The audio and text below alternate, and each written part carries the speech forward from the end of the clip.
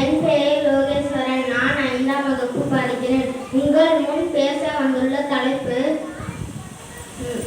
சுற்றுச்சூழல் பாதுகாப்பு.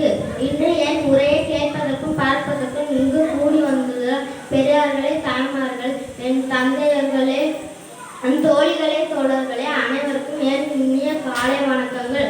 உங்கள் முன் பேச வந்துள்ள விடயம் நம்மை பாதுகாக்கும் சூழலை நாம் பாதுகாக்க வேண்டியுள்ளது என்பதை வலியுறுத்தவே வந்துள்ளேன்.